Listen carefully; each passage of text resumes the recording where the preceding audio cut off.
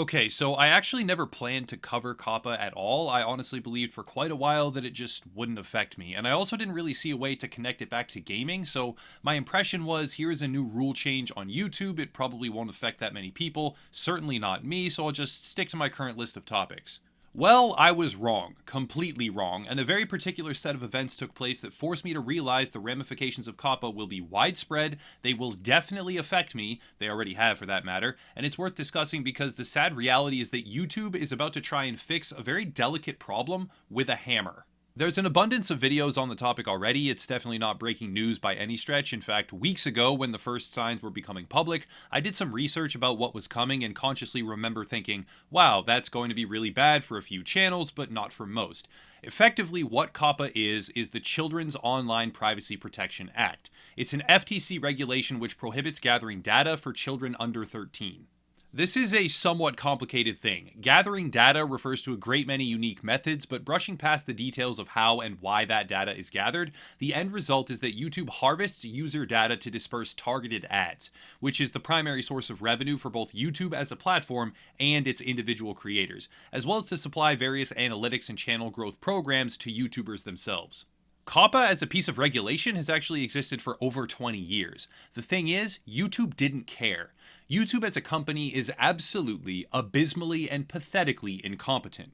Pretty much every single time they handle an issue, they do it so badly it negatively impacts or outright destroys the lives of creators all across the platform who built its popularity to begin with. For years and years, YouTube supplied a 13 plus age verification to their sign-up process. This allowed them to claim that the audience on a platform-wide level was above the age of 13. But in reality, it was not, everyone knew it was not, and they just wanted to earn more money.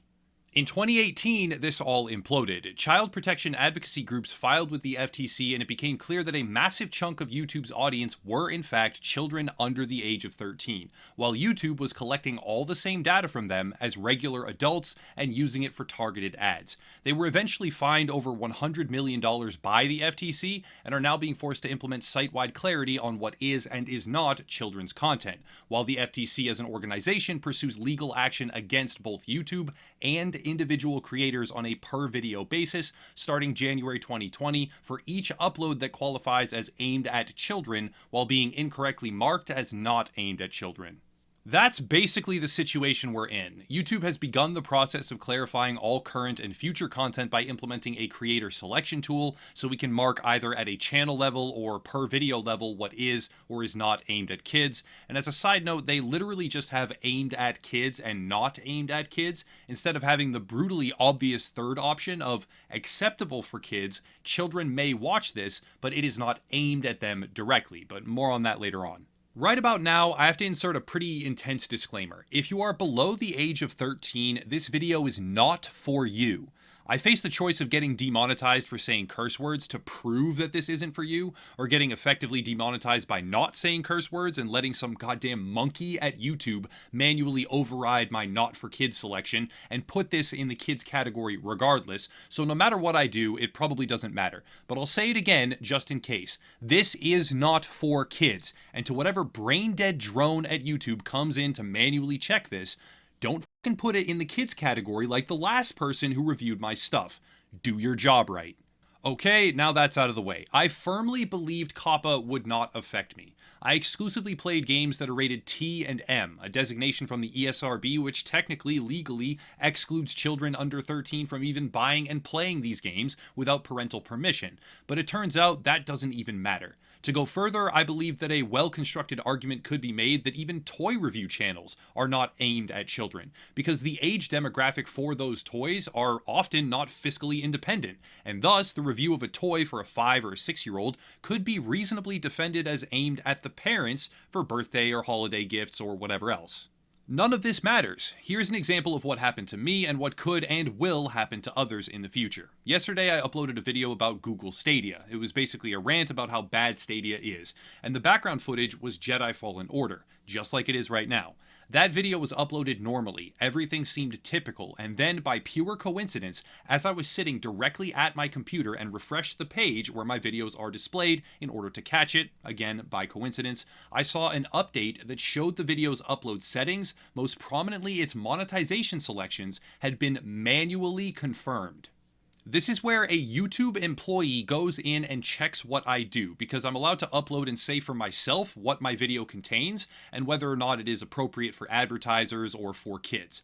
The moment this happened, I started to get strange comments all across this video from dozens of people. It became clear the video was now cataloged alongside Peppa Pig and other blatantly child-oriented content. Right as this happened, the video also began to sharply climb in viewership, and just to reconfirm, I went back into my own channel-wide settings to make sure that yes, my entire channel from a top-down level is marked as not for kids. To go even further, the analytical data given to me by YouTube shows that the overwhelming majority of my own audience are ages 18 to 36.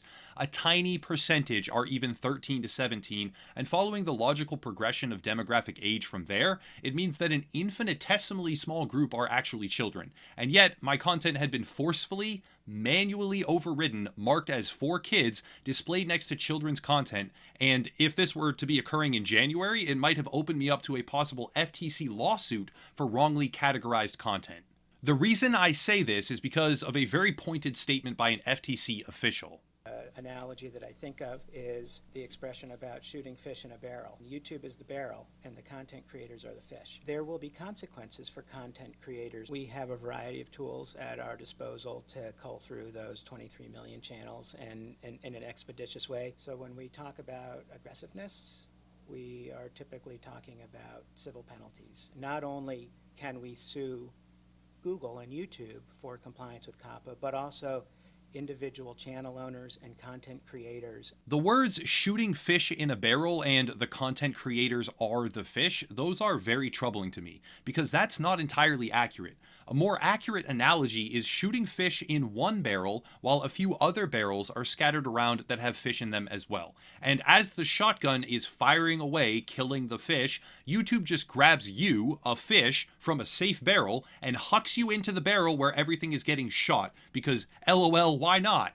Further language from the FTC is untenably vague. Simple words like cool or duh are classified as aimed at kids. Bright colors or animated characters are also indicated as factors to be considered. And the FTC does acknowledge that context matters, and it matters a great deal, but the ultimate truth here is that YouTube is dodging accountability and trying to pass off any and all ramifications to its own creators. Let's go further. I went back in multiple times and forcefully updated that specific Stadia video with the selection not for kids, and even got a warning as I was doing it multiple times that says this is permanent and you can't undo it. And even as I script this video right now, it is still overrun with kids content, clearly in the wrong classification, put there at the precise moment it was manually reviewed, and in direct contradiction of the very tools that YouTube gave me for Coppa to begin with.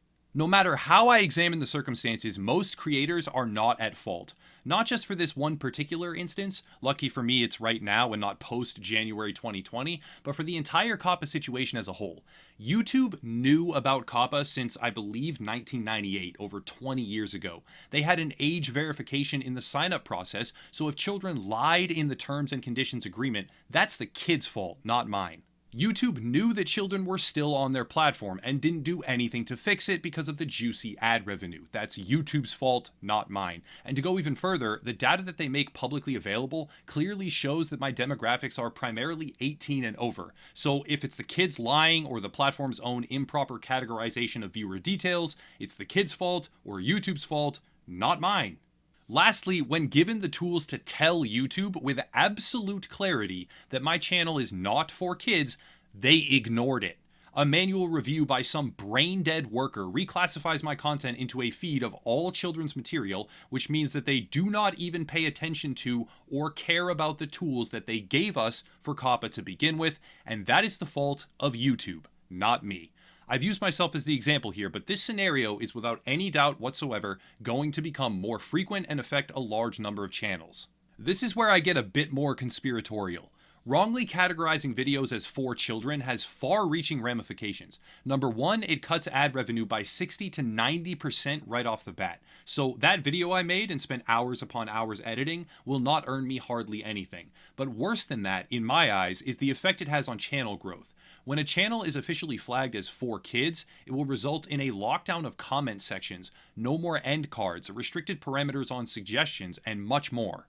These regulations will effectively kill that channel's ability to make a living and possibly even to grow at all.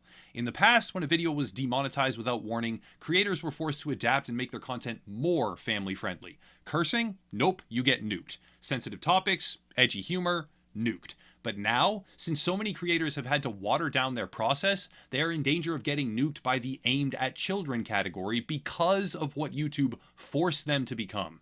YouTube can weaponize this. It clearly does not matter what selection you make on a channel-wide level, that much is proven. Regardless of how or why the reclassification occurs, YouTube's algorithm or even a human employee who doesn't like you, they can put your material in the kids section and kill its monetization, open you up to possible FTC retaliation, knock down your tools for legitimate channel growth, and crush your channel in a vice.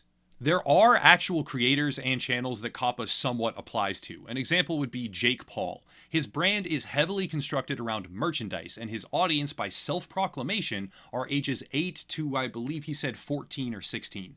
His well-refined method of profiteering involves manipulation of children so that they are afraid to miss out on his latest merchandise. And in circumstances like that, it starts to become more clear why all of this is even happening.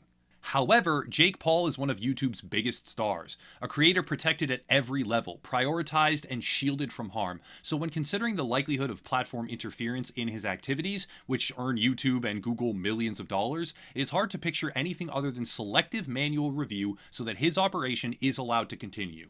At first, I thought Coppa compliance made sense, and fundamentally I guess it sort of does, but then I realized this is just another way for YouTube to destroy its own creators. Toy collectors, card game channels, animators, gaming channels, things aimed at a wide range of viewers but just as appealing to adults as they are to children, will get swept up in a regulation effort that may literally wipe them out.